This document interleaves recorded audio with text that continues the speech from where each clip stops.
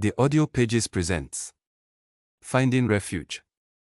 A Journey of Healing, Hope, and Unexpected Love. Chapter 1, The Arrival. Amara shifted uneasily in her seat as the bus rumbled along the narrow, winding road that led deeper into the heart of Kuta.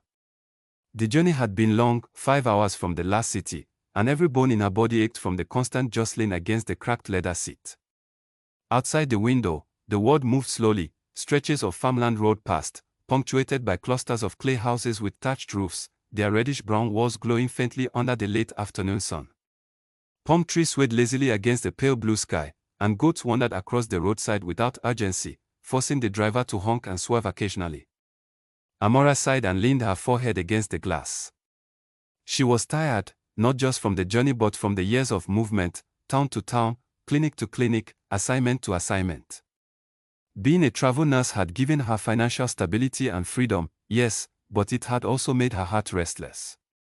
She had long stopped unpacking fully at any of her temporary residences. She never knew how long she would stay before she was called elsewhere.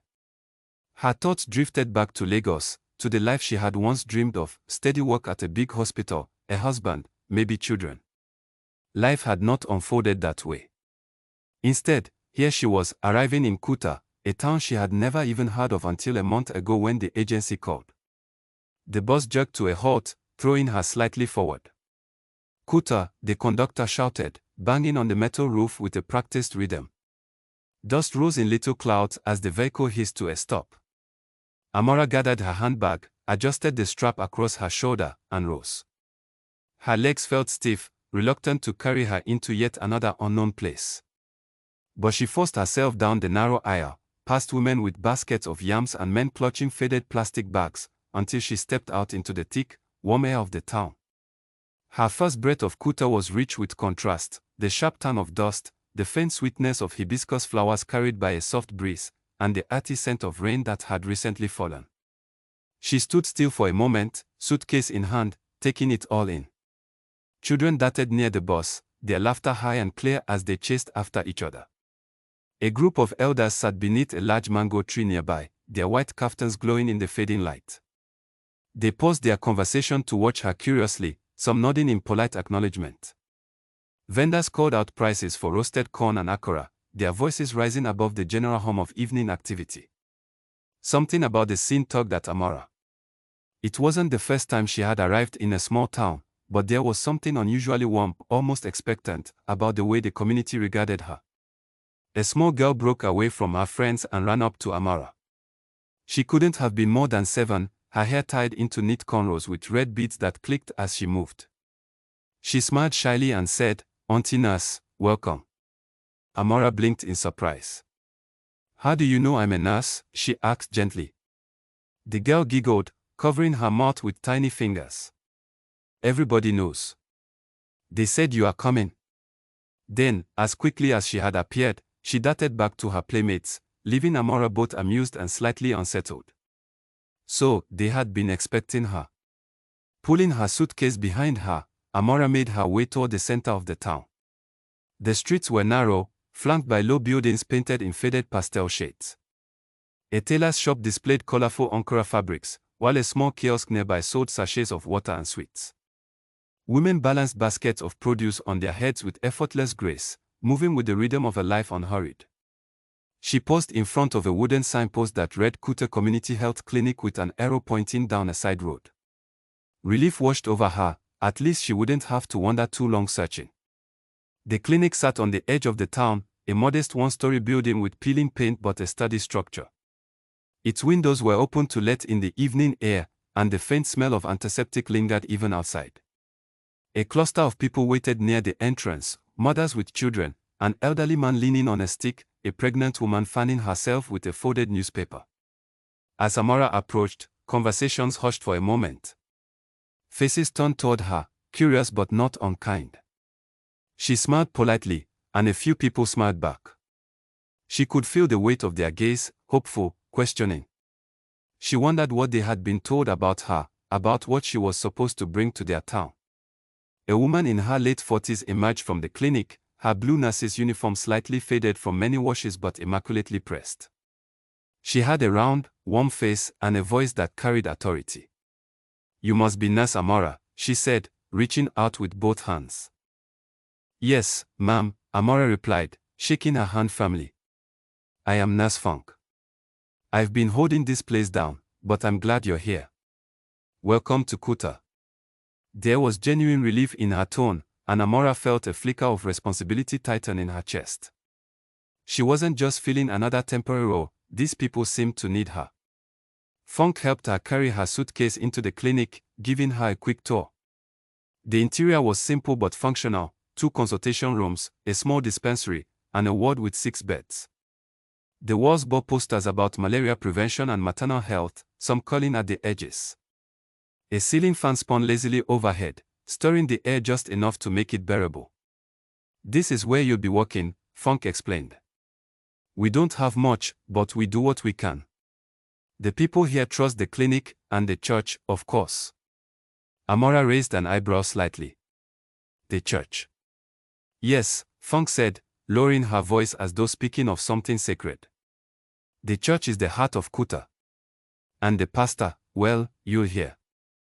Before Amara could press further, Funk led her to the staff quarters, a small but tidy building adjacent to the clinic. The room assigned to her was modest: a single bed, a wooden wardrobe, a small desk by the window. It was sparse, but it was hers for now. As she unpacked a few clothes, Amara reflected on Funk's words. She had worked in towns where churches played central roles, but there was something in the way Funk spoke, half respect, half mystery, that made her curious. Later that evening, Amara decided to take a short walk to clear her head.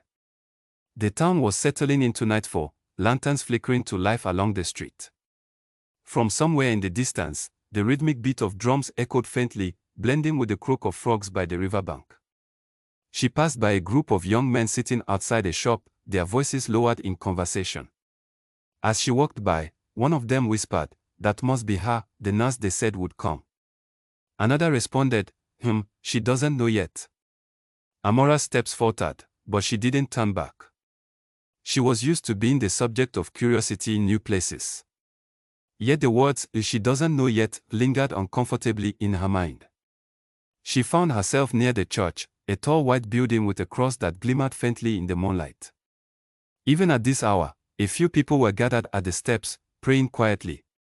The atmosphere was reverent, almost heavy with devotion. Amara hesitated, watching from a distance, before turning back toward her quarters. That night, as she lay in her narrow bed, listening to the chorus of crickets outside her window, she felt a strange mix of emotions. Kuta was warm, welcoming, almost too welcoming. The people were kind, the town was peaceful, but beneath it all ran an undercurrent of whispers, of expectations she didn't yet understand. And always, the mention of the pastor. She pulled the thin sheet over herself and closed her eyes, wondering what awaited her in the days to come. Kuta was supposed to be just another assignment, another temporary stop in her wandering life. But already, she sensed it might become something more, something that would test not just her skills as a nurse but the walls she had built around her heart. For the first time in years, Amara felt a stirring of something unfamiliar. Not fear, exactly. Not excitement either. Something in between, like the quiet before a storm. And in that stillness, the town of Kuta seemed to be watching her, waiting. Chapter 2: The Pastor and the Child. Amara had heard his name long before she saw him. In Kuta, conversations carried his presence the way air carried the fragrance of hibiscus and the memory of rain. The women at the market spoke of him with admiration, the elders with reverence, and even the children, those free-spirited creatures who rarely cared for titles, mentioned him as if he were a friend. Pastor Daniel. Always in that tone of quiet certainty, as though he was less a man and more a pillar in their world. So when Amara finally met him, she was unprepared for the ordinariness of his appearance, and at the same time, the extraordinary weight he seemed to carry in silence. It was Funk who introduced them. The clinic had been unusually busy that Thursday, with mothers rushing in after the early morning rains, worried about coughs and fevers their children had caught. By the time the last patient left, Amara's uniform clung to her with sweat and exhaustion. She was packing her bag when Funk appeared at the doorway with a man beside her. "Amara," Funk said warmly, "this is Pastor Daniel. He insisted on coming to meet you himself." Amara turned, and her first impression struck her deeply. He was tall, his frame lean but steady, the kind of man whose presence filled a space without loudness. His skin was a deep bronze, his face framed by a neatly trimmed beard that carried flecks of early gray. His eyes, though, those eyes startled her. They were dark, steady, and carried a weight she couldn't immediately name. They were not just the eyes of a leader, but of someone who had seen sorrow and carried it quietly, refusing to let it crush him. "Welcome to Kuta," Daniel said, his voice soft but resonant, as though it was tuned to a register that demanded listening. "Thank you," Amara replied, extending her hand. He shook it gently, his grip firm but not overbearing. "And this," Daniel said, stepping slightly aside, "is my daughter, Zina." If Daniel's presence was calm water, Zina's was sunlight dancing across it. She was perhaps 8 or 9 years old, with large, curious eyes that sparkled like polished glass marbles. Her hair was styled in neat twists adorned with colorful beads that clicked happily with each movement. She carried herself with a confidence unusual for her age, as though she trusted the world completely. "Hello, Nurse Amara," Zina said brightly, almost rehearsed, but her grin was genuine. Amara crouched slightly to meet her gaze. "Hello, Zina. It's nice to meet you." "Daddy says you came to help us," the child said earnestly, then added, "Do you also know how to make puff-puff?" "Because the last nurse didn't." Amara laughed, startled into a warmth she hadn't expected. "I'm not sure my puff-puff would pass the test, but I can try." Zina clapped her hands, the beads in her hair clicking merrily. "Zina," Daniel said gently, placing a hand on his daughter's shoulder, "we should not keep Nurse Amara from resting." Then, turning back to Amara, he continued, "I hope you are settling in. Kuta can feel different at first, but it is a safe place. If you need anything, our home is open." There was no flourish in his words, no attempt to impress. It was simply an offering, given with sincerity. Amara thanked him politely, but when she lay down in her quarters that night, she found herself replaying the moment, not the words so much as the way his eyes had carried them. Amara's first visit to their home happened almost by accident. It was a Saturday afternoon. The clinic was quiet, and she had wandered into the market for fruit. The stalls buzzed with life, bright pyramids of oranges, the earthy scent of yam tubers, vendors bargaining with practiced rhythm. She was examining a basket of guavas when a small voice piped up beside her. "Nurse Amara." She turned to see Zina, her small frame darting between adults with effortless agility. The girl was holding a loaf of bread wrapped in brown paper. "Daddy sent me to buy this," she explained proudly. "Do you want to come and see our house? We live very close." Before Amara could politely decline, the girl had slipped her hand into hers and was tugging her through the winding lanes of Kuta. Their home sat at the edge of the town, a modest bungalow with walls painted cream and windows framed in dark wood. Hibiscus bushes lined the front, their red blossoms nodding gently in the breeze. A carved wooden cross hung above the door, not grand, just simple and steady. "Daddy." "She came," Zina announced as they entered. The interior smelled faintly of freshly baked bread and something herbal simmering on the stove. The sitting room was cozy, filled with books neatly arranged on wooden shelves, a well-worn sofa, and a woven mat spread on the floor where a Bible lay open.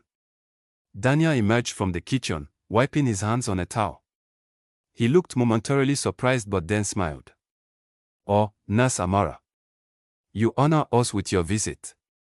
"I'm sorry," Amara said quickly. Zina insisted. "I didn't mean to intrude." "You are not intruding," Daniel replied. "Our home is always open. Please, sit." And so she stayed. What began as a brief courtesy visit stretched into hours. She helped Zina with her sums, laughing at the child's animated complaints about long division. She sat at the table while Daniel brought out a simple meal of bread, beans, and fried plantain. She tasted it and realized she hadn't eaten such home-cooked food in weeks. As they ate, Daniel spoke, not in the grand, performative way she had expected of a pastor, but with a quiet sincerity that unsettled her. He asked about her journey, about her family, about why she had chosen nursing. He listened, really listened, in a way that made her feel her words mattered. When he spoke of faith, it wasn't as doctrine but as lived experience. Faith is not just the hymns we sing, he said, his eyes steady. It is the bread we share, the kindness we show, the strength to forgive when forgiveness feels impossible. Amara found herself strangely moved. She had heard many sermons in her life, but none had landed with the weight of his casual words across a dinner table. As evening fell, she rose to leave. Zina clung to her hand. "You'll come back, right?" the girl asked, her eyes wide. Amara hesitated only a moment before nodding. "Yes, I'll come back." It became a pattern. After long days at the clinic, Amara would find herself drifting toward Daniel's home. At first, it was under the pretext of helping Zina with homework. Then, it was to share meals, to escape the solitude of her quarters, to listen. The house itself had a peculiar peace.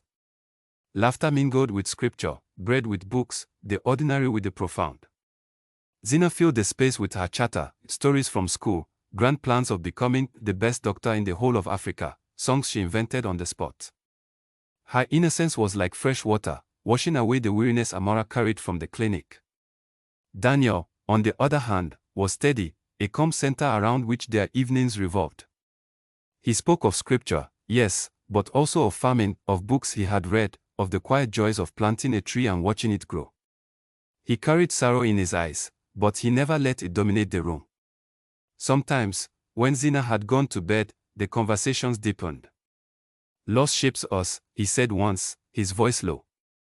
"But it doesn't have to define us." Amara had not asked about his wife. The absence was clear, but the details unspoken. She sensed the story was heavy, one that would reveal itself only in time. What unsettled her most was not his sorrow, but his sincerity. She had grown used to people hiding behind masks, patients who downplayed their pain, supervisors who cared more about numbers than lives. Daniel, however, seemed incapable of pretense. His words carried weight because they were lived, not borrowed. And Amara, who had long built walls around her heart, found those walls quietly tested. Yet, at night in her quarters, doubt stirred. Why was she spending so much time with them? Why did her steps quicken at the sound of Zina's laughter or Daniel's voice in the market? She reminded herself that Kuta was temporary. She was a travel nurse. She was not here to build ties. But ties, she realized, had a way of forming on their own. One evening, as she walked back from Daniel's house under a sky thick with stars, she caught herself whispering a prayer she hadn't said in years. Not a formal prayer, just a quiet, half-formed plea, "Lord, what are you doing?" The town was no longer just a posting. Daniel was no longer just a pastor. Zina was no longer just a child. Something was beginning. Something she wasn't sure she was ready for. Chapter 3: Echoes of the Past.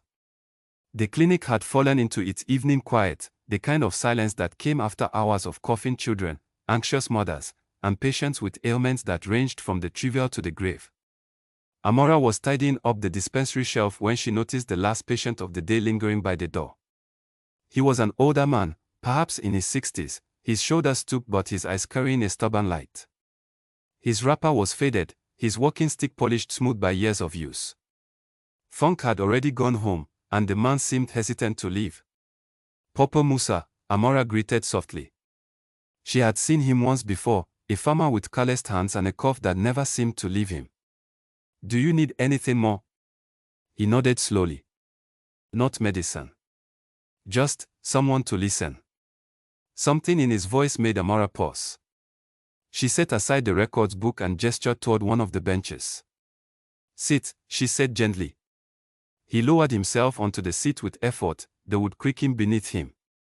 For a moment, he was silent, staring at the tired floor as if searching for words. Then he began. "I lost my wife 20 years ago," he said, his voice rough. "Fever took her. One day she was laughing in the field, the next day, gone. I was left with 3 small children and a heart that did not know how to beat anymore." Amara's chest tightened. She had heard many stories of loss in her line of work, but something in the simplicity of his words cut deeper than most. "I curse God," he continued. "I refuse to go to the church. I refused to pray. Every time the bell rang on Sunday, I would cover my ears. I worked in the farm until my hands bled, because work was easier than remembering. I told myself I was finished with him. He lifted his eyes to meet hers, and in them she saw both raw pain and something else, something softened by time. But one day, he said, "My daughter," she was just a little girl, came to me. She held my face and said, "Papa, Mama is with Jesus, but Jesus is still with us." And that small child's faith brought me back. Slowly, slowly. Not all at once. It was like walking in the dark and finding matches one by one. Little lights. He smiled faintly, though his eyes glistened. Now I am old. My children are grown. I still miss her, but I am not lost anymore. God did not abandon me, even when I abandoned him. The words pierced Amara in a place she had long buried. She swallowed hard, trying to steady her voice. That is a powerful story, Papa Musa. Thank you for sharing it. He nodded, as though relieved to have unburdened himself. Sometimes telling it helps me remember. Even sorrow can become testimony if you give it to God. After he left, Amara found herself unable to move. His story had stirred something in her, dragging up memories she had fought for years to silence. That night, alone in her quarters, Amara could not sleep. The fan whirred overhead, the night insects hummed outside, but her mind was trapped in the past. She saw her mother's face again, the gentle lines around her eyes, the warm voice that sang hymns while cooking, the way her hands always seemed to find Amara's when fear crept in. Then the memory shifted, as it always did, to the image of her mother lying weak and frail in the hospital bed, breath shallow, smile fading. She had been only 16. Old enough to understand death, but too young to bear it. Her father had not cried. He had not spoken. In the days after the funeral, he moved through the house like a shadow, present but unreachable. Whenever Amara tried to ask questions, why her? Where was God? What happens now? He would only shake his head and retreat into silence. And the church, the church. It had once been her refuge, filled with songs and warmth. But after her mother's death, the hymns sounded hollow, the prayers empty. She had sat in the pews with her father, feeling the pastor's words bounce off walls she could no longer breach. Eventually, she stopped going altogether. She had never told anyone how deep the wound ran. Instead, she buried herself in her studies, then in her work. Healing others became easier than confronting her own brokenness. But Papa Musa's words had cracked the shell. His story of loss and redemption echoed against her own history, refusing to be ignored. The next evening, restless and heavy-hearted, Amara wandered through the streets of Kuta. The sky was painted with streaks of gold and crimson, the air filled with the smell of roasted corn from roadside vendors.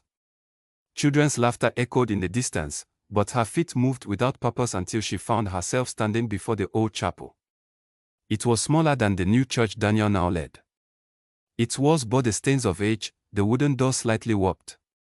Weeds crept up along the sides, and the bell tower leaned ever so slightly, as though bowing under years of service. Yet something about it drew her in, like a voice calling from within. She pushed open the door, and the hinges groaned in protest. Inside, the air was cool and faintly musty, carrying the scent of old wood and time. Dust motes floated in beams of fading light that slipped through narrow windows. The pews were worn smooth by decades of hands and knees, and the silence was so deep it seemed to hum.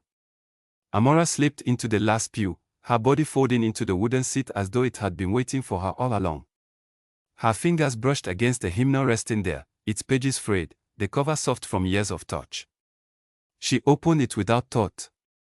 The words blurred for a moment, then sharpened into verses she had once known by heart.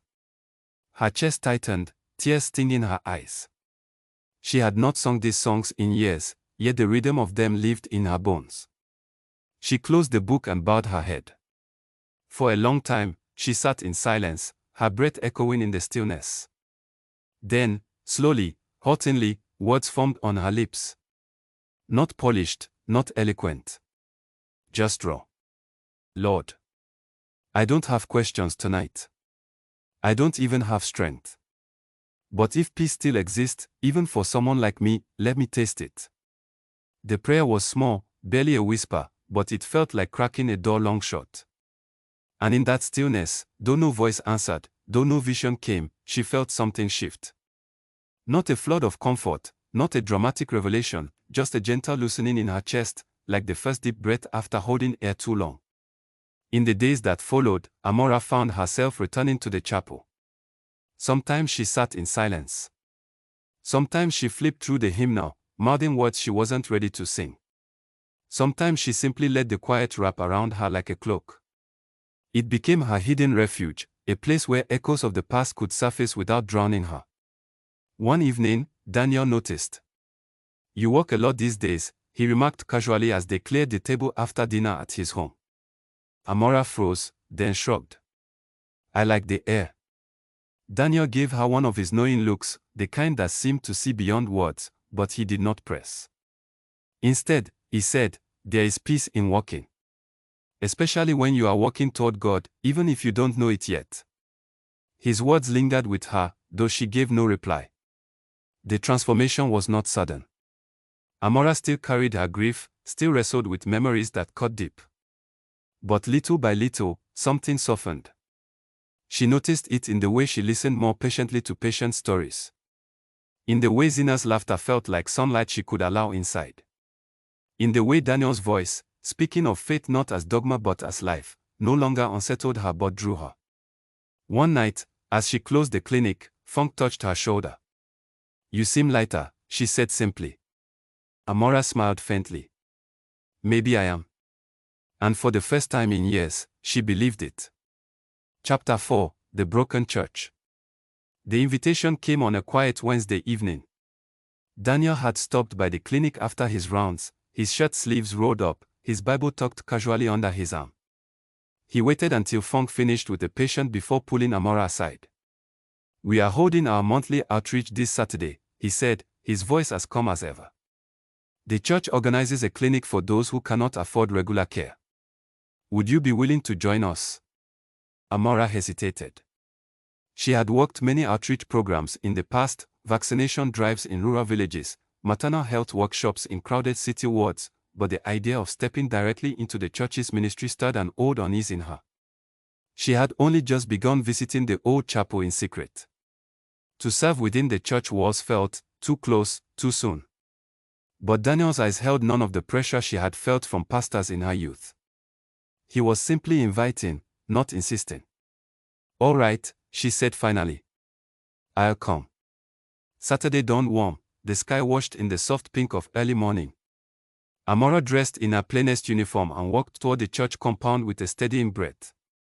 The building came into view, and her first impression was not of grandeur but of weariness.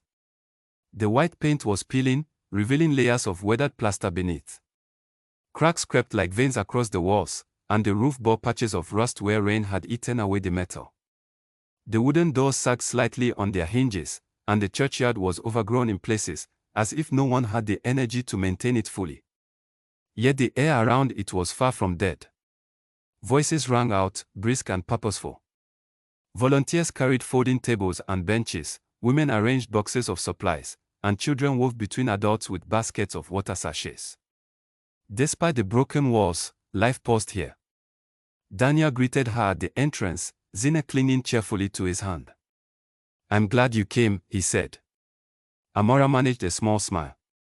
"It looks like you have half the town here already." "Not half," he said, scanning the bustling yard with eyes both proud and somber. "Only those who still believe." The words hung in the air. She did not have to ask what he meant.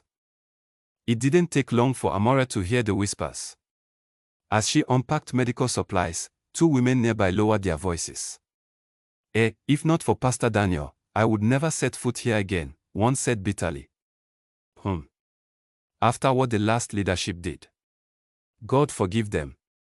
Money meant for widows, gone. Offerings used to buy land in the city, and the lies, the betrayal, people still don't trust.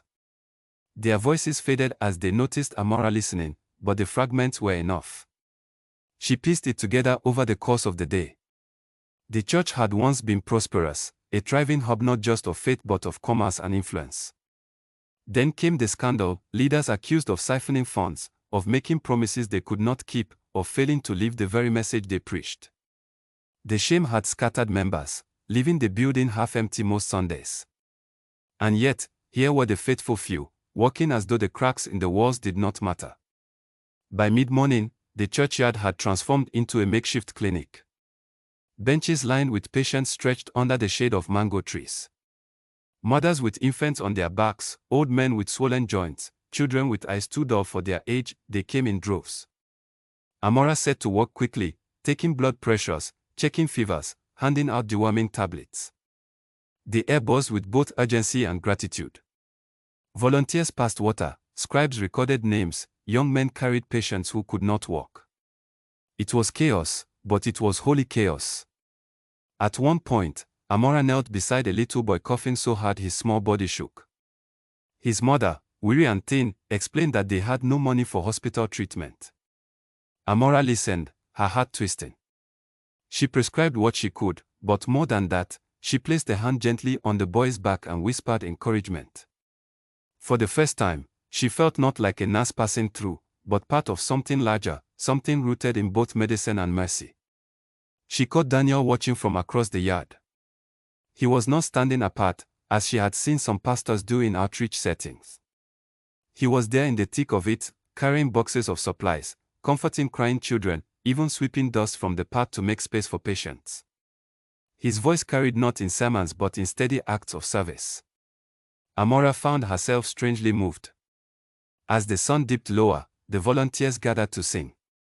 It was Zina who started it, her clear young voice lifting an old hymn. One by one, others joined, until the air was filled with song. But the harmony was imperfect, some voices cracked, some sang off key, others forgot the words.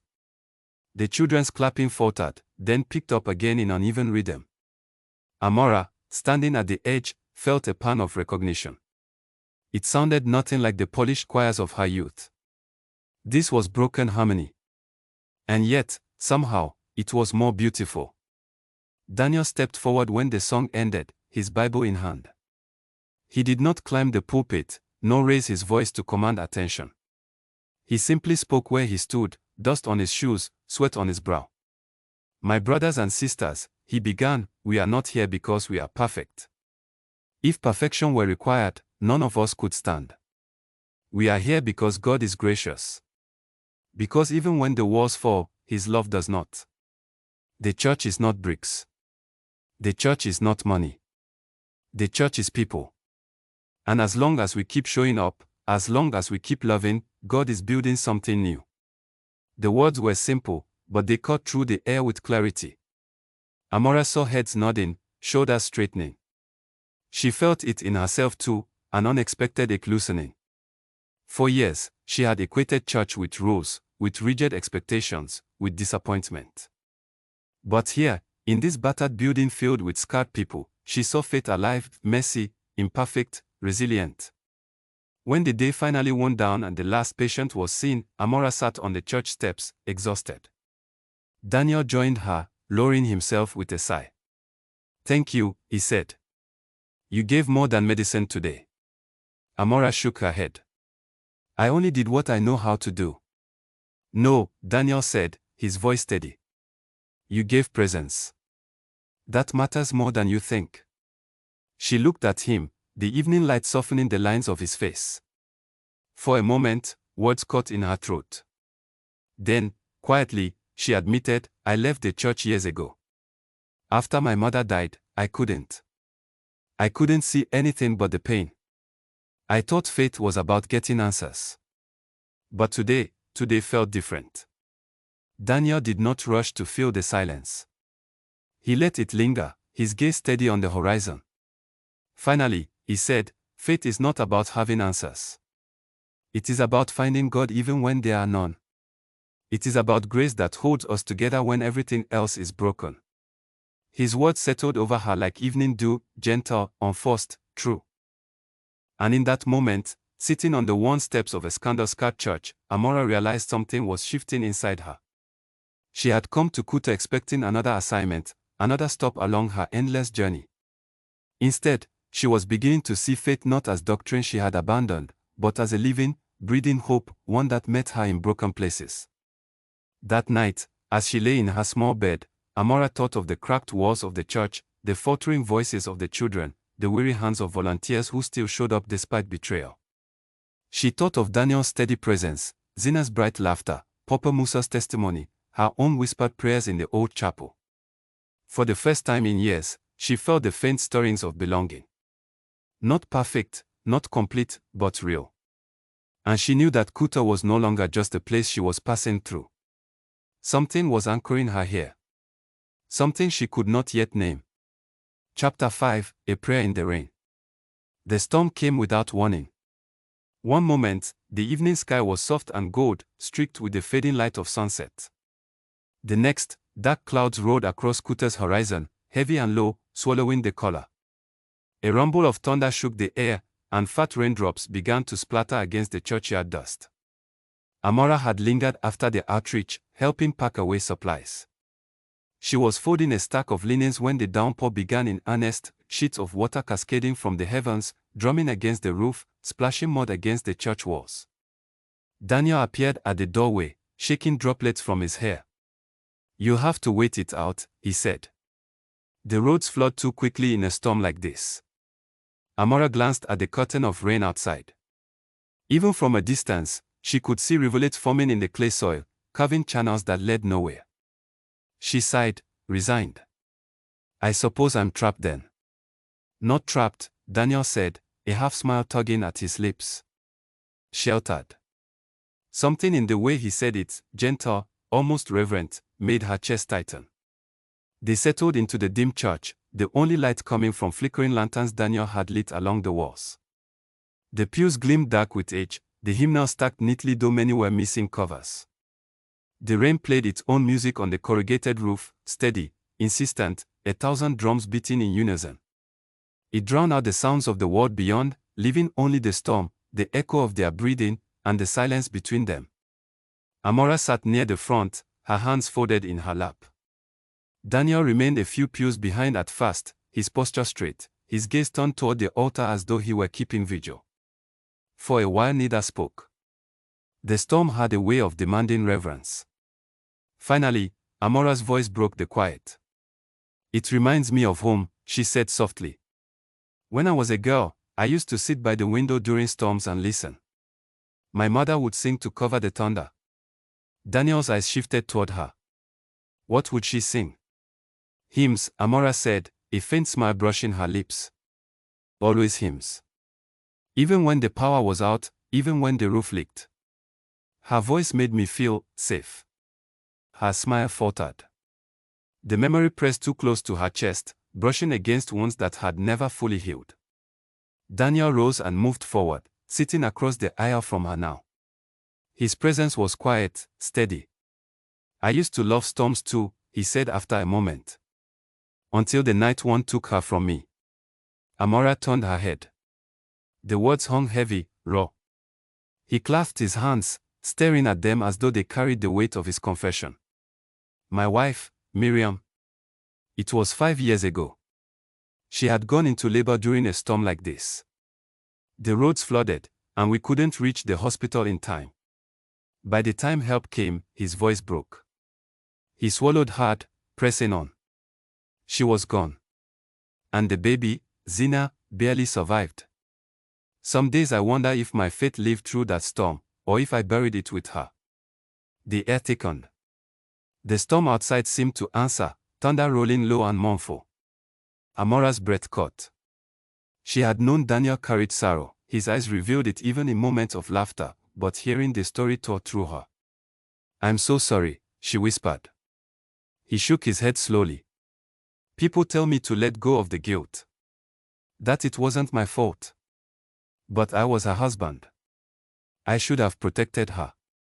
I should have," his voice faltered. "I failed her, Amara. And every time I look at Zina, I see both the grace that saved her and the price that was paid." The honesty was almost unbearable. He had peeled himself open in front of her, showing the jagged edges of his grief. Amara's throat ached. She wanted to reach across the aisle, to take his hand, to speak the kind of comfort her training as a nurse had taught her. But she knew this was not a wound medicine could mend. Instead, she whispered, "You didn't fail her. Love doesn't fail. Circumstances do. Life does. But love," her eyes stung. "Love endures." Daniel looked at her then, truly looked, as though he hadn't expected such words to come from her lips. Silence stretched again, but it was no longer empty. The rain beat harder, the church walls shuddering under its force. "I know something of guilt too," Amara admitted, her voice unsteady. "After my mother died, I blamed myself. She was ill, and I thought if I had been older, wiser, stronger, maybe I could have saved her. My father, he never spoke of it. He buried his grief in silence. And I buried mine in running away." Her fingers tightened on the edge of the pew. "I left the church. I left everything that reminded me of her. I thought I could outrun the ache. But it only followed me." For the first time, she dared to lift her gaze and meet Daniel's eyes. What she found there was not pity, but recognition. "We are both carrying ghosts," he said quietly. "Yes," she whispered. "And sometimes they feel heavier than the living." The storm roared, water spilling from the roof in torrents. A gust of wind rattled the windows, and for a moment, they both turned their eyes upward as though the heavens themselves were weeping. "Do you ever wonder," Amara asked softly, "why God answers some prayers and not others? Why some storms are calmed, while others," she trailed off, unable to finish. Daniel exhaled, a sound heavy with years of wrestling. "Every day. People expect pastors to have answers, but I don't. I've prayed for miracles that never came. I've stood at gravesites asking why. And I've sat with people whose faith shattered because God was silent." His voice grew steadier, though sorrow lingered. "But somewhere along the way, I realized prayer is not a transaction. It is not a bargain for outcomes. It is presence. It is the cry itself that matters, not the answer. Because even when heaven seems silent, God is near." Amara closed her eyes. His words pressed against her heart like balm against a burn. She remembered all the times she had prayed as a child, for her mother's healing, for her father's comfort, for peace, and felt nothing but silence. She had stopped asking. Stopped believing her prayers mattered. And yet, sitting here in the storm's fury, Daniel's voice beside her, she felt something stir. The silence between them grew tender, almost holy. The storm's rhythm became a backdrop, like the world's oldest hymn. Then Daniel turned, his voice barely above a whisper. "Would you pray with me?" The question caught her off guard.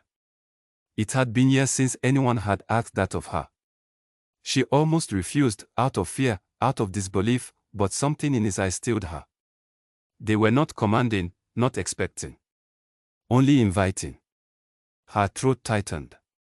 Slowly, she nodded. They knelt on opposite sides of the aisle, the old wooden pews towering like silent witnesses. The lanterns flickered, casting their shadows side by side on the wall. Daniel began, his words simple. "Lord, we are broken. We carry sorrow too heavy for us. But you are near, even in storms. Teach us to trust your grace." His voice trembled, then steadied. He prayed for Zina, for the church, for strength to keep walking despite unanswered questions. When he fell silent, Amara found herself speaking before she could think. Her voice was low, halting at first. "God, I don't know if I remember how to do this. But I want peace. Not answers, not explanations. Just peace."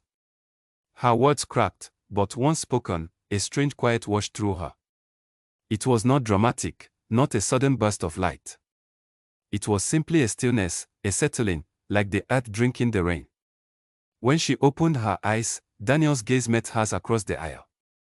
And in that look, there was no judgment, only shared humanity, shared surrender. The storm began to ease, the rain softening into a gentler rhythm.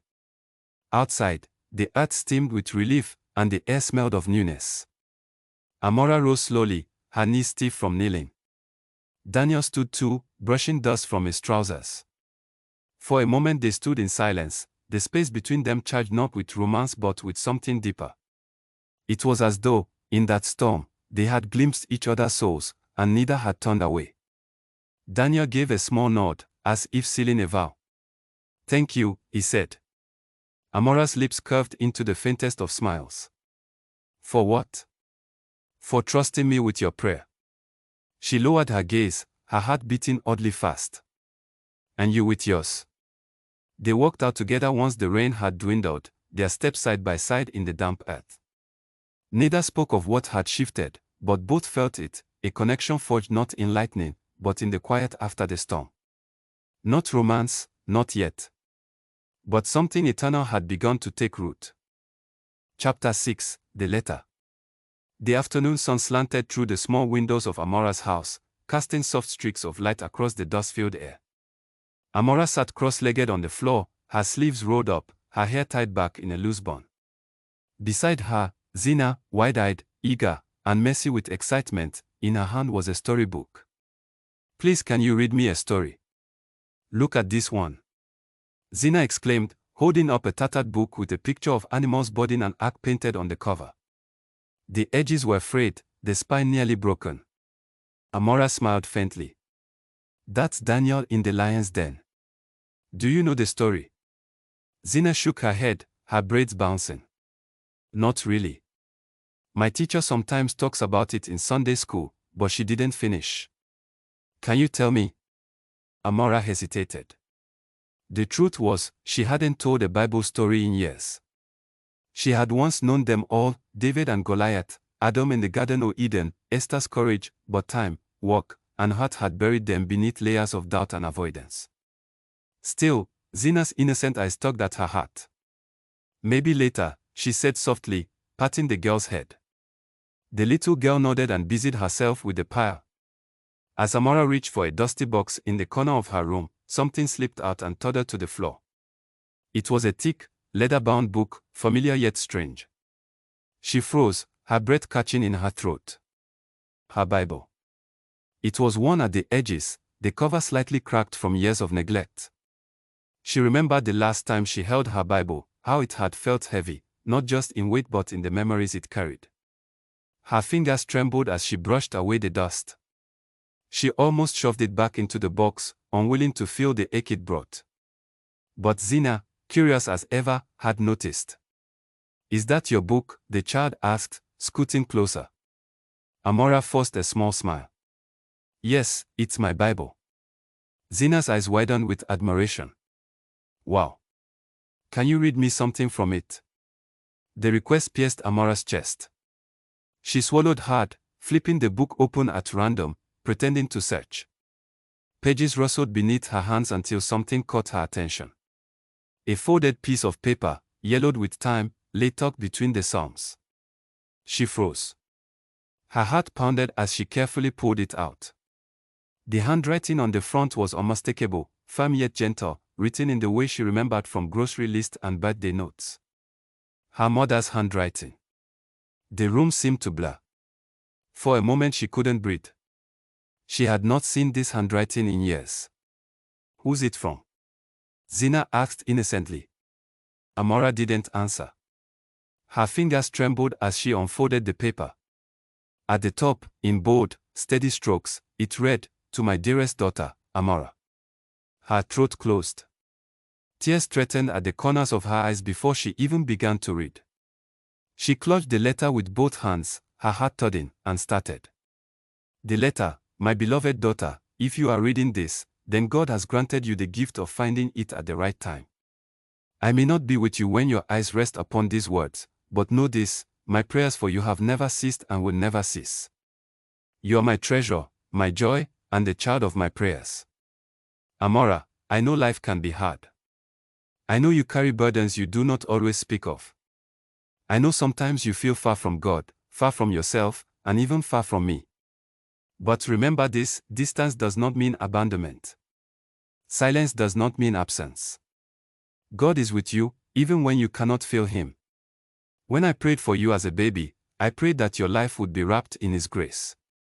I prayed that when storms came, you would find an anchor in His promises. And even if you walked away from him, I prayed you would one day walk back into his arms. Because his love never gives up, never lets go, never fails. If you are hurting, let him heal you. If you are lost, let him find you. If you are doubting, let him remind you that he is faithful. Do not carry shame longer than you must. Forgiveness is real. Mercy is free. Grace is unending. And daughter, do not fear love. Love is not weakness. Love is the echo of God's own heart. Love will wound you sometimes, but it will also heal you in ways nothing else can. Do not shut your heart to it, for God Himself is love. I pray you find peace. I pray you find healing. I pray you find love, not only in people, but in the one who made you. If you ever feel alone, read these words and know that you are being lifted in prayer, even from beyond the veil of this life. Always, always, you are my daughter. Always, always, you are loved. Your mother. By the time she reached the end, Amora's vision blurred with tears. Her chest rose and fell in uneven sobs. She pressed the letter to her heart as if it could bring her back, as if the ink on the page could bridge the chasm of years and loss. Zina touched her arm gently. Auntie Amara. Zina's voice was soft, confused. Why are you crying? Amara quickly wiped her face, though her hands were unsteady. Because, sometimes words can touch you deeper than you expect. Is it from your mommy? Zina asked, peering curiously at the paper. Amara nodded, her voice breaking. Yes, from my mommy. The girl tilted her head. Did she write you a story too? Amara almost laughed through her tears. In a way, yes. She wrote me a story about God's love. They sat in silence for a moment, the weight of the moment settling between them. Zina's innocent presence was like a balm, a gentle reminder that life still held innocence and wonder. Can you read me something from the Bible now? Zina asked softly, almost shyly. Amara hesitated. Her eyes drifted back to the open pages, and for the first time in years, the words didn't feel so distant.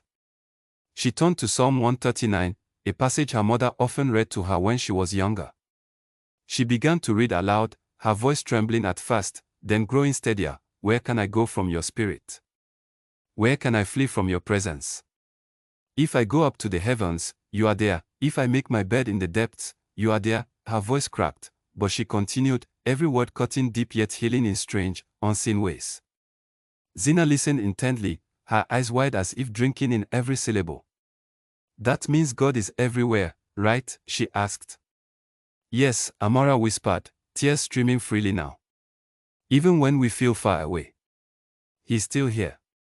Zina smiled, her childlike faith unshaken. Then you're not alone. The words hit Amara harder than she expected. She wasn't alone. Not entirely. Not with this letter in her hand, not with this child beside her, not with the whisper of God's presence pressing gently against the walls of her heart. For the first time in years, she allowed herself to believe, just a little, that maybe her mother's prayers had reached heaven. That maybe God hadn't forgotten her after all. The rest of the evening blurred into quiet moments. She walked Zina home, holding her hand, the letter tucked safely in her pocket as though it were a living thing that could slip away. At the doorway of Zina's small house, the little girl hugged her tightly. Will you tell me another story tomorrow? Zina asked. Amara smiled faintly. Yes, I will. As she walked back alone after taking Zina home, the village paths bathed in golden twilight, Amara clutched her mother's words close. Something had shifted inside her. She didn't know what it meant yet, but she knew one thing: she could no longer run from the fate that kept chasing her, nor from the love that had never let her go. How many years had she walked away, believing God's silence mirrored people's failures? And now, here was this letter, hidden in a forgotten Bible, discovered by chance, or perhaps by providence. Amara did not believe in coincidences anymore. She folded the letter carefully, her hands reverent. Then she bowed her head, the words rising unbidden from her lips. Thank you, she whispered. Thank you for not letting me go. It was the simplest prayer she had spoken in years. And yet it carried more weight than all her questions. Later that evening, Daniel found her sitting on the church steps, the letter folded in her lap. Her eyes were red but peaceful, her posture weary yet lightened. He didn't press. He only sat beside her, silent, waiting. After a long while, she said softly, "I found something today. From my mother. A letter. She prayed for me, Daniel. For this. For now." He turned, his expression gentle. "Then maybe God is answering her prayers through you." The thought made her throat tighten again, but not with grief, with hope. She nodded slowly, clutching the letter as though it were both anchor and compass. For the first time in years, she felt her mother's fate not as a shadow of loss, but as a living legacy. That night, as she lay in bed, Amara slipped the letter under her pillow. She touched it before closing her eyes, as though the paper itself carried her mother's embrace. And when she slept, her dreams were not haunted by absence but filled with warmth, a hymn softly sung, a hand brushing her hair, a voice reminding her she was loved. The letter had not answered every question. It had not erased the ache of years. But it had whispered something stronger than doubt, that she was not forgotten. That grace was still real. That love endures. And in the quiet of her heart, Amara felt the first stirrings of healing begin. Chapter 7, The Rift. The week had begun with quiet hope. Since finding her mother's letter, Amara felt lighter, as though the heaviness she had carried for years had loosened its grip. She still walked carefully around her faith, testing its strength step by step, but her heart was opening. She lingered longer at the church. She laughed more easily with Zina. She found herself listening to Daniel's voice not only for what he said, but for the steady truth behind his words. For the first time in years, she allowed herself to imagine belonging. But belonging, she would soon learn, was fragile. It was a Thursday afternoon when the stranger arrived. Amara first noticed the mamas in the marketplace. Women leaned close over baskets of yams, their voices lowered. Men at the tailoring shed paused their work to watch a figure stride through town. Children whispered, then scattered. The man was tall, broad-shouldered, with a presence that demanded notice. His clothes were travel-worn, his eyes sharp, scanning the town as if measuring it against memory. There was no mistaking his connection to Kuta. He carried himself like someone returning to familiar ground, though not necessarily to fond welcome. "Who is that?" Amara asked one of the nurses later. The woman shrugged uncomfortably. "They say he is Caleb. Pastor Daniel's old friend. They studied together long ago." "Friend." The nurse hesitated. "Once. But not all friendships last." The tone told Amara enough. By evening, the whispers grew louder. At the clinic, patients spoke in half-sentences. At the market, traders shook their heads. Even at the church compound, volunteers moved more quietly than usual, as though something unseen weighed on them. "Did you hear what Caleb said?" a woman muttered near the well. "They say Pastor Daniel is not telling the full story about his wife." "Negligence, that's the word he used. Negligence. Imagine. All these years." Amara froze at the words, her stomach twisting. Negligence. It was a word she knew well, one whispered in hospital halls, one that could tarnish a healer's name beyond repair. And now, tied to Daniel. She didn't have to wait long for the source. 2 days later, she encountered Caleb himself outside the church gates. He was speaking to a small group of villagers, his voice low but charged. Amara lingered on the edge, unwilling but unable to leave. "I was there in those days," Caleb was saying, his gaze sweeping the circle. Daniel was reckless. He insisted on staying home when Miriam's labor began, said the storm would pass. "I begged him to prepare earlier, to move her closer to the hospital weeks before. But he was stubborn. And when the storm came, it was too late." A murmur rippled through the listeners. Caleb's voice hardened. "Do not be fooled by his humility now. His negligence cost Miriam her life. He has built his ministry on sorrow he caused." The words fell like stones. Amara felt them hit her chest, heavy, unyielding. She turned away before anyone could see her face. That evening, Amara sat alone in her quarters, the letter from her mother clutched in her hand. She tried to recall Daniel's voice, the way he had spoken of his wife's death in the storm. His words had been heavy with grief, yes, but had the hidden guilt too. Had he omitted the truth? She thought of the long hours she had spent with him, the trust she had slowly allowed to grow. And now, like a fragile vessel, it cracked. Negligence. Her mother's letter had told her not to mistake broken people for a broken God. But what if the one who had been guiding her back to faith was broken in ways that deceived? She felt foolish, exposed, betrayed. The next day at the clinic, Amara was quiet. She avoided Daniel's eyes, spoke only what duty required. Zine tugged at her sleeve, confused by her silence. "Auntie Amara, will you still help me with my reading later?" Amara forced a smile, but her heart was not in it. "Not today, sweetheart." Daniel noticed, of course. His gaze lingered on her, puzzled, searching. But he did not press. That evening, when he came by the clinic to thank the staff, Amara slipped out early. The thought of facing him was too heavy. For Daniel, the shift was unmistakable. He had grown used to Amara's presence, not in the sense of dependence, but in gratitude, in quiet companionship.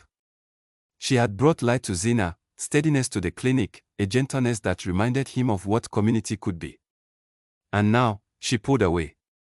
When word reached him of Caleb's accusations, understanding came with it. And with understanding came pain sharper than any wound he had borne in years. He spent the night walking the church grounds, the lantern in his hand swaying with each step. The ghost of his past crowded close, his choices, his regrets, his failures. He had always known whispers followed him, but to hear them rekindled by an old friend cut deeper. Yet even deeper was the silence from Amara. He longed to defend himself, to explain, to chase her down and plead with her to believe him. But something within whispered restraint.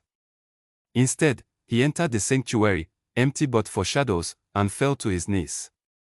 "Lord," he prayed, his voice breaking, "you know my heart. You know the truth of that night, the weight I have carried. You know the grief that still binds me. I will not fight rumor with rumor. I will not force trust where doubt has entered. If she cannot believe me now, then let her believe you. If she walks away, let her walk with you. Restore what is broken, Lord, not for my sake, but for yours." His tears fell to the stone floor. Meanwhile, Amara lay awake in her bed, the storm of her own heart raging. She remembered Daniel's prayer in the rain, the sincerity in his eyes, the way his words had calmed storms within her. Could that same man truly have been negligent with the woman he loved? Yet Caleb's words would not leave her. Negligence was not the accusation of an enemy, but of a friend, someone who had known Daniel before, someone with no reason to lie. The dissonance tore her apart. She held her mother's letter close, reading the words again. Never mistake broken people for a broken God. But what if the brokenness was more than weakness? What if it was failure that destroyed trust? She wept, torn between memory and rumor, faith and doubt. Days turned into weeks. The town buzzed with divided voices. Some defended Daniel, remembering his years of service and quiet sacrifice. Others listened to Caleb, nodding grimly, suspicion stirring in their eyes. Amara remained distant, caught between the two. She fulfilled her duties, but her laughter had faded. She no longer lingered after hours, no longer joined Zina in her innocent chatter, no longer shared quiet conversations with Daniel under the fading sun. And Daniel, though his eyes followed her with silent ache, did not chase her. He carried himself with dignity, bearing the weight in prayer rather than argument. The rift deepened, not through shouting or confrontation, but through silence, the most painful distance of all. Kuta itself seemed unsettled. Attendance at the church wavered. Volunteers hesitated. Even the children sensed tension, their songs faltering. The scandal of years past had left scars, now those scars threatened to split open again. And at the center stood Daniel, weathered but unbending, and Amara, torn between the man she had come to trust and the doubts gnawing at her heart. The story of faith, once blooming, now bent under storm. And in the quiet of her heart, Amara wondered if she had been foolish to believe grace could hold. Chapter 8, The Reckoning. The church was fuller than usual that Sunday. Not with joy or festival, but with unease. The pews groaned under the weight of villagers who had come not only to worship, but to watch. Some carried folded arms and narrowed eyes, others heavy hearts longing for resolution. The rumors Caleb had stirred hung over them like a storm cloud, and though Daniel had not addressed them publicly, everyone knew today would be different. Amara sat near the back. She had avoided him for weeks, her heart bruised and divided. Yet something in her could not stay away. Perhaps it was duty, perhaps curiosity, or perhaps the quiet pull of a hope she was not ready to name. The choir sang, their voices fragile. Children fidgeted. The air smelled of rain-soaked earth drifting in through the open windows. Every creak of the wooden door drew heads. Every pause stretched long. Then Daniel entered. He walked slowly to the pulpit, Bible in hand, face set but not hardened. His presence carried no defense, no pride. Only gravity. Amara felt her breath catch. The night before, Daniel had not slept. He had walked the length of his small house, pausing by Zina's door to listen to her steady breathing. He envied her innocence, her unshaken trust. He had carried the burden of silence for too long, silence meant to protect her, the church, even himself. But silence had become its own prison. In the flickering light of his lantern, he opened his Bible to the Psalms. His eyes fell on the words, "When I kept silent, my bones wasted away through my groaning all day long." The verse pierced him. He knelt, pressing his forehead to the floor. "Lord, I have tried to be strong, but strength without truth is weakness.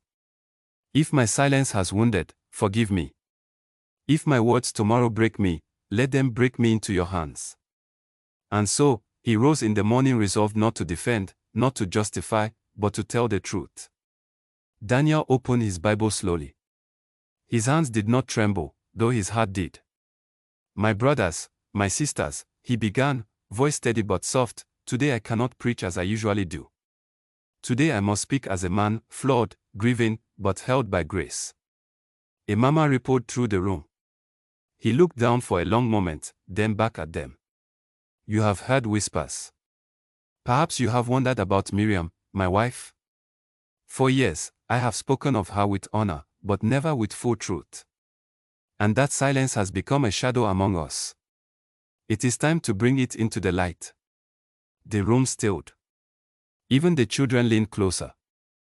Daniel's gaze unfocused, as though looking back into memory. Miriam was radiant, strong in faith, gentle in spirit. When she carried Zina, her pregnancy was smooth at first. We rejoiced. But in the final months, her body grew weary. She developed signs of illness, what we now know as preeclampsia. The clinic was small then, the hospital far. I urged her to rest. I prayed. I thought my faith could shield us from the storm that was coming. He paused, swallowing hard. The night she went into labor, a storm raged. The roads were blocked. I swear to you I tried everything I could. But by the time we reached help, it was too late. She delivered our child, but her body gave way. Miriam died that night, and his voice cracked, I have carried that failure ever since. Silence pressed heavy.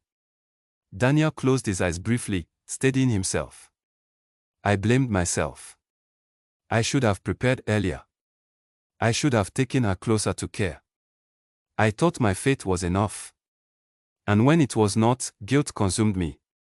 For years, I believed I was unworthy to lead, unworthy to love, unworthy even to live. Only God's mercy kept me standing. He looked out over the congregation, his eyes wet but unwavering. So when you hear whispers of negligence, know this, I did not neglect Miriam out of apathy. I failed her out of fear, out of human weakness. That is my truth. And if you cannot forgive me, then let God's grace be enough. For a long, aching moment, no one spoke. Then a woman in the second row lowered her face into her hands and wept. An elder cleared his throat, eyes glistening. A young man shifted uneasily, guilt flashing across his features for words he had repeated in the marketplace. Whispers swelled, but they were no longer sharp. They were hushed, reverent, fragile. The truth had not crushed them, it had softened them. Some wept for Miriam, some for Daniel, some for their own losses buried deep. At the back, Amara could not hold her tears. Every word Daniel spoke pierced through her walls of doubt and suspicion. She had braced herself for denial, for defense, for evasion. Instead, he had laid himself bare. Not polished, not heroic, simply true. His vulnerability was not weakness. It was holy. And in that moment, Amara realized that love, whether for God or for another, was not built on certainty, but on trust. Trust that the other's brokenness did not nullify their worth. Trust that grace could cover even the deepest wound. She rose from her seat, legs trembling, and began to walk down the aisle. Her heart broke, but it broke open. Each step felt like surrender. She was not walking with answers. She still did not fully understand God, or Daniel, or herself. But she walked with grace, the grace her mother's letter had spoken of, the grace she had glimpsed in Daniel's prayers, the grace that whispered through her own restless soul. The congregation turned as she passed, murmurs following her. But she did not stop until she reached the front. Daniel, surprised, stepped back slightly. Amara lifted her gaze to his. Her voice was soft but clear. Thank you for telling the truth. For carrying it alone until now. You do not have to carry it alone anymore. His eyes searched hers, wide with unspoken emotion. And in the silence that followed, the rift between them closed, not with resolution, but with grace. What happened next could not be planned. One by one, others began to rise. A young mother walked forward, confessing she had hidden food during the drought instead of sharing. An elder admitted to holding grudges for years. Another spoke of doubting God after losing a child. The service became not a sermon, but a reckoning for everyone. Truth spilled, not to shame, but to heal. The broken church, once fractured by scandal and whispers, became that morning a place of honesty, of vulnerability, of raw grace. And Amara, standing beside Daniel, felt for the first time not like an outsider, but like someone who belonged. When the congregation finally dispersed, the air was lighter, though eyes were red. The storm had passed, not by denial, but by confession. Daniel remained at the front, weary but unburdened. Zina ran to him, throwing her arms around his waist. He held her close, then looked at Amara. No words passed between them, none were needed. Something had shifted. Not romance, not yet. But trust. And trust, Amara realized, was the soil where both faith and love could grow. Chapter 9, The Choice. The letter came on a Wednesday morning, slipped into her hands with the clinic's supply delivery. It was simple, typed, official, signed at the bottom with the government seal. Her assignment in Kuta was ending. She was expected to return to Lagos within the next 2 weeks. Amara held it longer than necessary, her eyes skimming the words over and over. Her heart should have lifted. For years, she had lived for these transitions: pack, move, start again. No strings. No risks. No roots.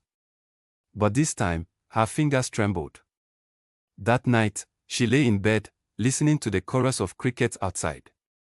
Her mind drifted back to Lagos. She remembered the city lights blazing against the night, the traffic horns and endless noise, the rush of ambition that filled every street. In Lagos, anonymity had been her shield. No one knew her story. No one cared if she prayed, if she grieved, if she belonged. She had been just another face among millions.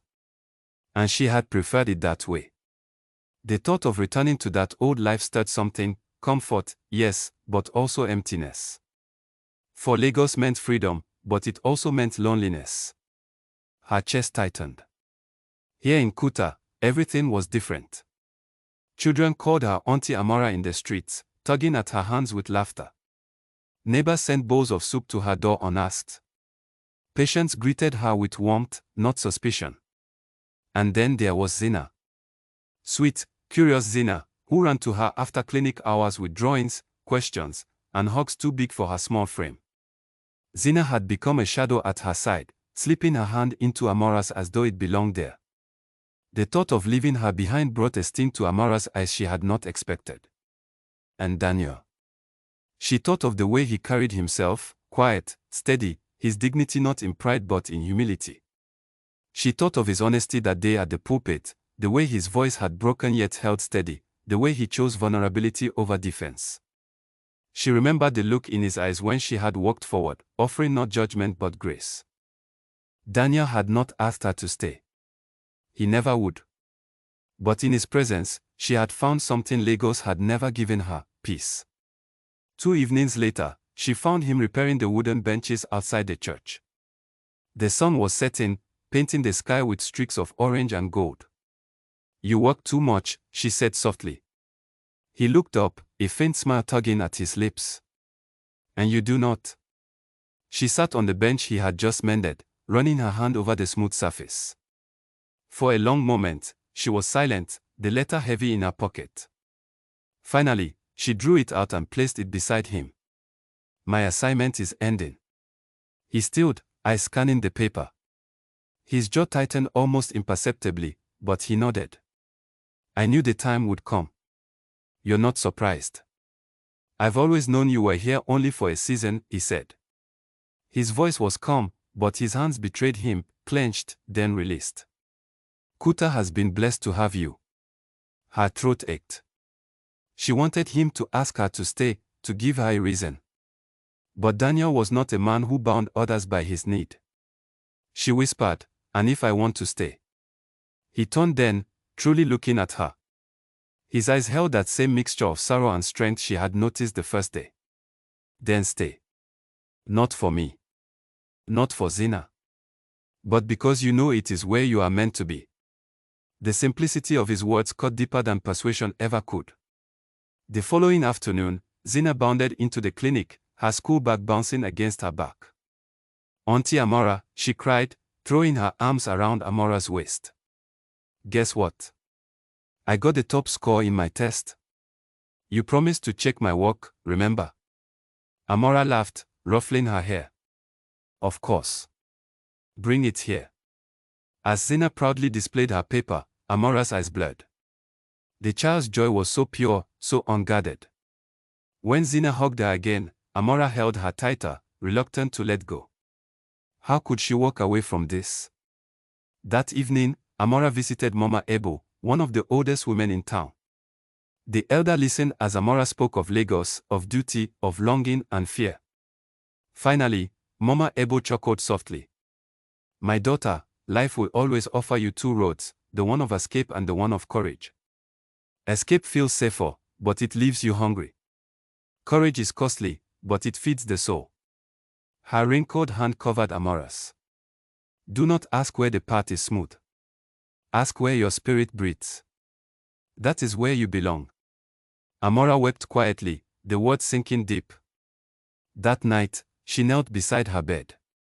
She did not pray for signs, or miracles, or guarantees. She prayed for courage. "Lord," she whispered, "you know my fear.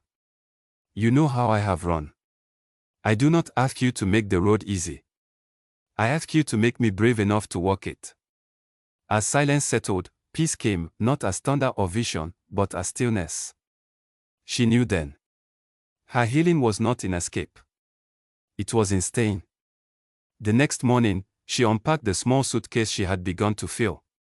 One by one, she returned her clothes to their place, her books to the shelf, her shoes to the corner. With each item, her heart grew lighter.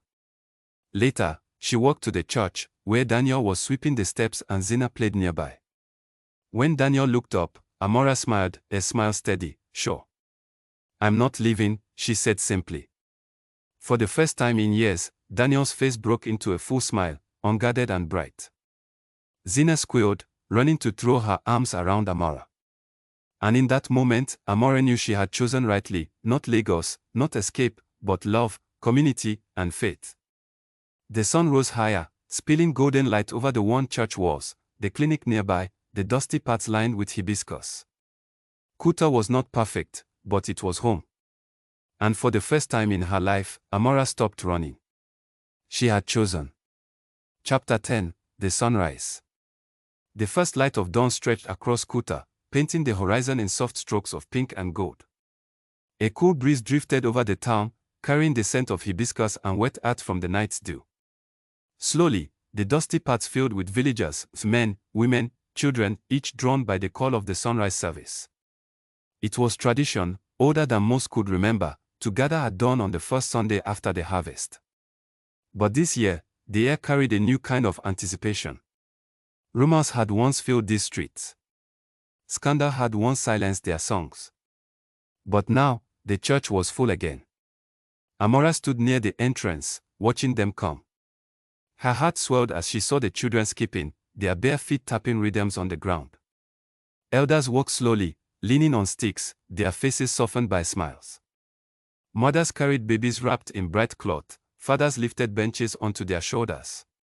It was as if the whole town had awakened not only to a new day, but to a new hope. Beside her, Daniel greeted each person warmly, his voice steady, his smile quiet but genuine. And when he finally turned to her, their eyes met, not with fireworks, but with the simple certainty of two people who had survived storms together. He reached for her hand. She did not hesitate. Their fingers intertwined. As she stood there, Amara felt the weight of her journey. She remembered the day she had stepped off the bus, weary and guarded, telling herself that Kuta was just another stop. She remembered her resistance to the whispers of fate, the way her mother's letter had torn her open, the storm when Daniel had prayed with her for the first time. She remembered the rift, the doubts, the distance, the ache of betrayal. And then, the reckoning. His confession. The courage it had taken for him to stand before everyone and speak the truth. Through every moment, grace had found her. It had not been loud or obvious. It had come in pieces, a child's laughter, an elder's wisdom, a prayer whispered through tears. And somehow, those pieces had built something stronger than all her running. She glanced at Daniel again, and her heart whispered the words she had once feared, "This is home." Daniel, too, was remembering. He remembered the night Miriam died, the storm, the helplessness, the guilt that had shadowed every step since. For years, he had wondered if his ministry was nothing but an attempt to cover failure, if his faith was only a fragile shell. But in Amara, he had seen something different. Her questions had mirrored his own doubts. Her honesty had called forth his own. And her grace had reminded him that he was more than his grief. Now, as the congregation gathered, he realized he no longer stood as a man defined by loss. He stood as a man touched by mercy. And with Amara's hand in his, he felt a new chapter beginning, not as a replacement for Miriam, but as a continuation of God's story of redemption in his life. The bell rang, a soft, hollow sound that carried through the morning air. Children gathered at the front, their voices rising in song. The notes were imperfect, some sharp, some flat, but the harmony was alive. It was a song not of performance, but of joy. The elders followed, leading prayers of thanksgiving. Their words were slow, deliberate, soaked in years of wisdom. Farmers thanked God for rain and harvest. Mothers thanked Him for the lives of their children. Traders prayed for honesty and prosperity. Amara closed her eyes, letting the voices wash over her. It was not the grand choirs of Lagos, not polished or professional. But it was real. And in its rawness, it was holy. Then came testimonies. One by one, villagers stepped forward. A woman confessed how she had once doubted Daniel but now saw his strength in truth. A young man shared how the church's outreach clinic had saved his brother's life.